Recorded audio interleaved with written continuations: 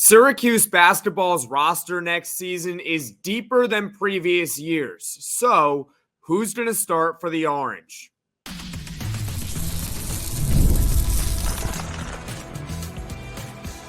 You are Locked On Syracuse, your daily podcast on the Syracuse Orange. Part of the Locked On Podcast Network, your team every day. Hello, everyone, and welcome into Locked On Syracuse. I'm Jackson Holzer, and thank you for making us your first listen of every single day here on the Locked On Podcast Network, where it's your team every day, and we're free and available wherever you get your podcasts. And on today's show, we are going over the projected starting five for Syracuse basketball next season. We're going to talk about the point guard debate. Who should be the lead guard for Syracuse next season now that Judah Mintz is no longer with the Orange? We're going to talk about who's probably going to start for Syracuse. Probably. I would put it at 90 to 95% chance that these two players are going to start for Syracuse. And who are the locks? Doesn't matter what position they play, they are going to start 100% come opening night. So we are going over the starting five here on today's podcast. Today's episode is brought to you by FanDuel. Make every moment more as playoffs wind down. The sports stop sporting like we want them to, but this summer, FanDuel is hooking up all customers with a boost or a bonus daily. That's right, there's something for everyone every day all summer long. Visit FanDuel.com to get started. Now, speaking of sports and everything like that, you may notice my face is a little bit sunburned, but that's okay. I was at the Yankees game yesterday in the left field bleachers. And at this point, well, they're really turning into Trout and Ohtani 2.0 just in Yankee uniforms. I'm talking about Judge and Soto, of course. So that's why I'm sunburned. It was a fun game, but the Yankees lost. Not a Yankees fan. I'm a Mets fan, but that's besides the point. Let's go talk about Syracuse basketball, shall we? And the point guard debate. So I think the favorite to be the starting point guard for Syracuse next year is Jaquan Carlos. Jaquan Carlos is a 6-foot point guard from Hofstra. He is a 4-star transfer with 1 year of eligibility left. And last year he averaged 10 points, 6 assists, and 4 rebounds on over 40% shooting from the field, which is not bad. But he was 34% from three, which is also not bad, right? 89% free throw shooter. So he can do a little bit of everything. He's not elite in any particular area in terms of shooting, but he's pretty good, right? Actually, he's elite at 89% free throw shooter. Anyways, he led his conference, the CAA, in assists per game last year. So he was one of the best passers in the transfer portal this past offseason. Syracuse got him. And he is also a 2-time all-conference defender. So this guy can pass well, and he can defend at a very, very high level. So already you could see why he might be the favorite to lead the Cuse next season at the point guard position. His last 2 seasons at Hofstra, he played in 68 games. Okay, he played in 68 games, and he started 67 of them. So 67 of the past 68 games he's played in, he has started. So Jaquan Carlos is the favorite to be the point guard for Syracuse next year, at least starting-wise. But it's not a guarantee. Chance Westry should also be in this discussion. He is a 6'6" guard or forward. He can play the 1 through 3. And he's got 3 seasons of eligibility left. And this is because he could technically redshirt his freshman year at Auburn, and he can also redshirt this past year at Syracuse, but he can only pick one. He can only pick 1 year to use as a redshirt. Now, he is a former 4-star recruit at Auburn who transferred to Syracuse heading into last season, but he got hurt. So he did not play all of last regular season, didn't play in the ACC tournament either, and that was only 1 game against NC State. They lost, but he didn't play at all for Syracuse last season. He has only played in 11 games in his collegiate career, and in those 11 games, I'll be completely honest, he wasn't super duper impressive, but also he wasn't really that healthy to begin with, so how is it fair to judge? In those 11 games, he had 3 points and 1 assist, and he was 0 for 14 from the 3-point line. Not really that impressive, but again, a true freshman who is not entirely healthy. He is known, though, the reason why he can be in this point guard debate is because he is known for having excellent court vision, according to his teammates, coaches, people who were watching him last year before he got hurt, Naheem McLeod said it on the No Destination podcast. So it leads me to believe someone with excellent passing skills, with excellent court vision, could be a league guard for the Orange next year. He is really a wild card. Chance Westry is a complete wild card on this team for next year. If he can make a positive impact, then that raises the ceiling of Syracuse basketball significantly. He is a 6'6" guard or forward. He can be the starting point guard. He can probably play elite defense as well. He would make Jaquan Carlos the backup, and a very effective backup, if I might add. If Chance Westry is the starting point guard next year, that is a really, really good sign for Syracuse, that he's healthy and that he's an effective player as well. So hopefully Chance Westry can beat out Jaquan Carlos. If not, Jaquan Carlos is a very serviceable starting point guard for this team next season. It's not the end of the world, but I'm just hoping that we can really see the true upside of Chance Westry next year. Leave a comment below who you think the starting point guard for Syracuse basketball should be next season. That is also the Pull Friday question for this week. I gave 3 choices, or really 4 choices. Jaquan Carlos, Chance Westry, who I just mentioned as well. JJ Starling, is he going to be the starting point guard next year? Possibly. We'll get to JJ Starling later in the podcast. Also other. Do you think Kyle Cuff maybe should be the starter? I don't think so, but hey, maybe some people say he should be the starter. So leave a comment below who you think the starting point guard should be for Syracuse next year. I think the 2 front runners for it are Jaquan Carlos and Chance Westry, and I would say the favorite among those 2 is Jaquan Carlos, because we know he's a great passer at the college level, and we know he's an elite defender at the college level. Even if he hasn't done it in a Power 4 conference, we know, or Power 5, I should say, we're including the Big East in basketball as a power conference. We know that Jaquan Carlos can do it at the collegiate level, whereas with Chance Westry, we don't know, and we are hoping if he can hit that potential, then Syracuse, of course, as I said, has a tremendous ceiling, but we just don't know quite yet with Chance Westry. So that's the point guard debate, and that's really the only debate, the really only true debate in Syracuse's starting 5 next year, the starting point guard. Coming up, we're going to talk about the probable starters, guys who I would say, what I said earlier on the podcast, 90 to 95% chance that these guys are going to be in the starting lineup come opening night. So we're going to get to them in just a moment. I love sports. I love them so much. I never want them to stop. But as the playoffs wind down, we get fewer games, and the sports aren't sportsing like I want them to. But FanDuel lets me keep the sports going whenever I want.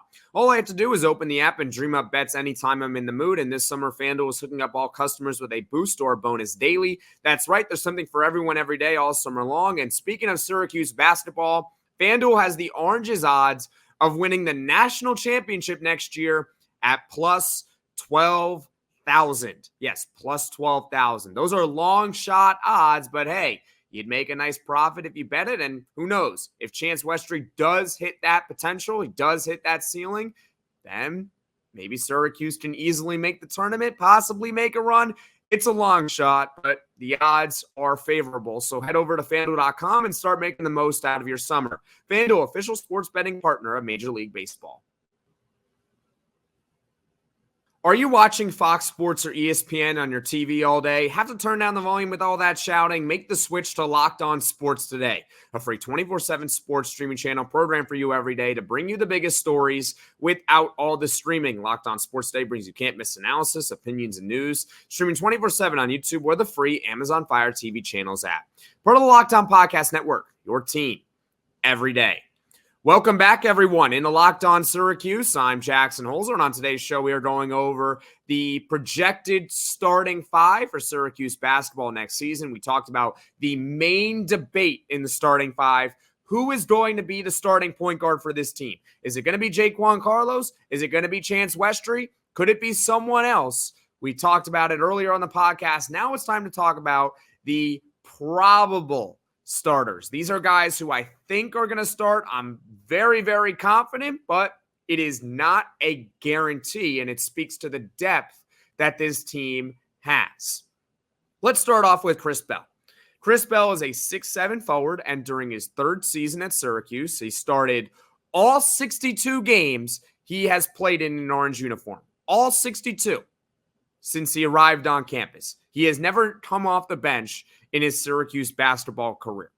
He last season took a step forward in his development. He averaged 12 points per game, which was third on the team. And he was also second in the ACC in three-point percentage, and it was at 42%. So Chris Bell, already an elite shooter at the college level, but we all know the strengths and the weaknesses with Chris Bell. We know he is not a perfect basketball player. He still needs to work on his defense. He can't really do all that much on offense other than shoot. And don't get me wrong, he is a terrific shooter, but he's not a complete basketball player. Just a terrific, terrific shooter, 42% from three. Obviously, that's tremendous value, and he's the best shooter on the team. Syracuse doesn't have anyone close to that level. Maybe Elijah Moore can get there one day. Who knows? Maybe Donnie Freeman, who we're going to get to soon, has a great year from the three-point line. But overall, in terms of proven production, Chris Bell is the best shooter on the team. And it's really not close right now. The reason why I would say it's not a guarantee for him to start next year is because Syracuse brought in another forward. And that is Jyare Davis. Jyare Davis is 6'7". He averaged 17 points and 8 rebounds last year at Delaware. He's a good player. He can do a lot of things that Chris Bell can't. Okay? He can create his own shot. He can play better defense. At the same time, he only shot 26% from three this past season. So, do you really want him on the floor as your starter when you're already maybe lacking a little bit of shooting on the team? That's why I would say I'd probably think that Chris Bell would start over Jyare Davis. Jyare Davis is also a better rebounder than Chris Bell. But I think you need Chris Bell on the floor starting because of his shooting ability, and you don't really have anyone else in the lineup who can shoot quite like him. So that's why I would say it's highly likely that Chris Bell will once again be the starting small forward next season for this team. Now let's talk about Donnie Freeman, a 6'9" power forward, consensus top 15 prospect in the country. He's ranked as high as the 6th best player in the nation over on On3 and on ESPN. And as I have said before on this podcast, he is the highest ranked Syracuse basketball recruit since Carmelo Anthony in 2002. Think about all the recruits that Syracuse has gotten over the years. Donnie Freeman is the highest ranked player out of any of them. It's been 22 years. He is the highest ranked. He's known for being a 3-level scorer at the EYBL level. He is also a very good rebounder. He is getting better defensively as well. He's 6'9", got a good frame. He projects, in my eyes, to be the starting power forward next season, so that's the starting 4. He's just such an elite prospect that it's very hard to put him on the bench. Now, having said that, Jyare Davis is more proven at the collegiate level. I know he did it at an inferior conference, right? He only did it at Delaware. And he has played 3 years of collegiate ball. So you have the experience factor on Jyare Davis's side. That's the difference between Donnie Freeman and Jyare Davis. I don't think, though, unless Donnie Freeman has a poor training camp or unless Jyare Davis really is that good, Donnie Freeman is likely going to be the starting 4 for this team next season. But leave a comment below. Do you think that they should give the job to Jyare Davis because he's more experienced? Do you think that Jyare Davis should start over Chris Bell because Chris Bell is one-dimensional? Leave a comment below. Should Jyare Davis be the starter? Once again, these are probable starters. It's really a 3-horse race with 2 likely favorites, right? We got 3 forwards. It's Chris Bell, Donnie Freeman likely to start. And then who knows? Can Jyare Davis excel and prove that he should be in the starting 5? But I think I would take Chris Bell and Donnie Freeman. Remember, if you have any reservations about Donnie Freeman, 9 of the past 10 number 6 overall recruits in the country have been a one and done. They've been one and done. That's pretty good. That's a good problem if they go one and done. 7 of them have made all conference teams in their freshman year. That includes, all freshman teams, but they have made some sort of all conference team. And 3 of them have been All-Americans, one of which I can name off the top of my head is Jalen Suggs, an All-American who was the number 6 overall player in the country coming out as well at Gonzaga. Donnie Freeman should have high expectations. I think he's going to be the starting 4. I think Chris Bell should be the starting 3 because you need shooting on the floor. And Jyare Davis would be an excellent 6th, 7th man for this team next season. So that's who I have as the probable starter. So when we're looking at the lineup now, you're either going to have Chance Westry or Jaquan Carlos as your starting point guard in all likelihood, at least in my eyes. Then you would have Chris Bell. And you would have Donnie Freeman. So that's 3 of the 5. We got 2 more starters to talk about here on the podcast, a starting shooting guard and a starting center. And I think you guys know where I'm going with this. Locked On has launched the first ever national sports 24/7 streaming channel on YouTube, and now it's also available on Amazon Fire TV in the free Fire TV channels app. Locked On Sports Day is here for you 24/7, covering the top sports stories of the day with the local experts of Locked On, plus our national shows covering every league. Find Locked On Sports Day now available on the free Fire TV channels app. Welcome back, everyone, into Locked On Syracuse. I'm Jackson Holzer. On today's show, we are talking about the Syracuse basketball projected starting 5 next season. We went over the point guard debate. Who should be the starting point guard? Leave a comment below. The probable starters, mainly at the forward position, it's Chris Bell and Donnie Freeman, but leave a comment below if you think Jyare Davis should get a look at a starting small forward or as the starting power forward next year. But now we're going to talk about the locks. These 2 players, really doesn't matter what position, they're going to be in the starting lineup next year, like it or not. They have to be in the starting lineup. They might not even be necessarily the 2 best players in the team, but they're locks. They're going to start next year. Let's start off with J.J. Starling, 6'3" shooting guard entering his junior season. He started all 32 games for Syracuse last year after transferring from Notre Dame, and he was second on the team in scoring with about 13 points per game, and he was pretty efficient from the field, 46% from the field, 32% from three-point range. I went over last week how his first half and second half splits, right? His first half, not so great. Just 24% from 3. But in the second half, he improved tremendously, up to 36%. The main factors, honestly, adjusting to a new team, and also the fact that he was recovering from shoulder surgery. So it leads me to believe that it's highly possible J.J. Starling's season next year overall will look very much like his second half from last year, which will take 16 points a game, 3 rebounds, hopefully maybe more than 1 assist per game. 48% from the field. Overall, we'll take those numbers from J.J. Starling next year. To me, it's not a question whether or not he's going to start. That is not a question. He's starting next year. It really is what position. It comes down to, is he going to stay as the shooting guard for this team, which is where he was all of last season, him and Judah Mintz. Judah Mintz was the starting point guard. He's no longer with the Orange. But also, could he be the starting point guard? It's possible. He was a point guard in high school. You can't really pigeonhole him as a shooting guard or as a point guard. He can kind of play both. That's the question. I think he's going to be the starting shooting guard, and they're going to have Jaquan Carlos as the starting point guard. Maybe Chance Westry will be the starting point guard. I predict that Starling will be the starting 2. He will not be the starting point guard next year, but it's possible. The bottom line, though, with J.J. Starling is that he is going to start for this team next year. Okay? J.J. Starling will start.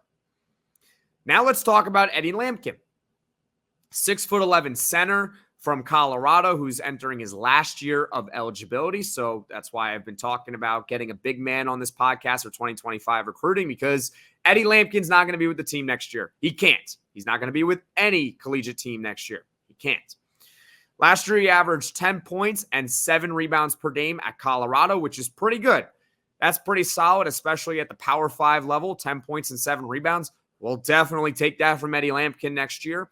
He was a 4-star transfer this offseason, and he is, in all likelihood, barring something significant, going to be the starting 5 for this team next year, playing between 25 and 30 minutes per game. I think once you go over 30 minutes per game, you're probably overextending him, to be honest with you. You're overusing him. But 25 to 30 seems accurate to me. That's what he's been playing or hovering at Colorado. He's a very good passer. One of the best passing big men in the country. We've gone over it here on the podcast. You can honestly build an entire offense around Eddie Lampkin with him in the post and kicking out to several players. I think Chris Bell is going to be one who really benefits from that, to be honest with you. Getting him open looks will be nice. Getting J.J. Starling open looks will be great as well. His weaknesses, well, he's not an outside shooting threat, and his defense isn't all that great either. But that's okay, because behind him is Naheem McLeod, who also can't really shoot from the outside, but is a very good defender given that he's also 7'4". And some may say, well, he's only a good defender because he's 7'4". Well, to that, I would say, so what? I don't care how you're a good defender as long as you're a good defender. He's 7'4". He's a good shot blocker. He can move around a little bit in the paint. He's still effective. If you give him 10 to 15 minutes a night and you don't have him start like you did all of last season before he got hurt, he can be a pretty useful player for this team next season. How oftentimes do we see it in sports where our perception of a player changes based on their role, right? Some players are great in their specific role, but once you try to overuse them, they're not so good. That was Naheem McLeod last year. Syracuse didn't really have another center on the team that could really play other than Naheem McLeod. Let's just be frank with that. They had Peter Carey, Munir Hima, neither of which were really good options for this team. If they were really good options, then they would have taken that job when Naheem McLeod went down with an injury after 14 games. But Naheem McLeod started every game for this team last season. He still played between 10 to 15 minutes a night, but he just wasn't super effective as a starter. I think with Eddie Lampkin there as the starting center, Naheem McLeod as the backup, is a solid tandem next season. It's not elite. It's not an elite tandem, but it's pretty good. It's not bad. Solid. We'll take it. All of those superlatives to describe the starting, or not the starting center, to describe the center tandem for Syracuse basketball next year. Eddie Lampkin and Naheem McLeod. Lampkin the starter, Naheem the backup. So the locks to start, regardless of position, to be honest with you, even though we know that Lampkin would be the center, J.J. Starling and Eddie Lampkin. The starting 5, to recap the entire episode, the starting 5, in my eyes, I think I'll give a slight edge to Jaquan Carlos as the starting point guard. At the starting shooting guard, I would say J.J. Starling, although he might shift over to the point guard, but I'm going to put him at the 2 guard for now. Chris Bell is the starting 3. Donnie Freeman as the starting 4, and Eddie Lampkin as the starting 5. Once again, leave a comment below your starting 5 for Syracuse basketball next season, because I'm all ears. I think this is a deeper roster than last year on paper. I think in previous years as well. I think you can go 9, 10, at least 8 deep on this team. At least 8 deep. They don't have the top end talent like they did last year, I think, with Judah Mintz, but I think they're a more complete team than they were last season, which leads me to believe that they very well could make the tournament next year. They might not be the most elite team. I'm not saying they're going to be a top 5 seed in the tournament next year. At very minimum, they'll be on the bubble, but I'm hoping it's going to be a little bit higher than that. I think this team will make the tournament next year, and I think it's a solid starting 5. Not the most elite starting 5 in the country, but it's pretty solid and with good bench depth. Thank you so much for watching. Thank you so much for listening. If you like this video, click that like button. And if you really liked it, subscribe to the channel and turn on those notifications so you know right away when I am dropping the next podcast. And a reminder, ACC Media Day is this week. Syracuse will speak on Thursday, I believe at 11 o'clock. I want to say 11 o'clock, Syracuse will speak. So stay tuned for that. I'm going to be reacting to what they're saying at the Media Day later in the week. For now, everyone, take care.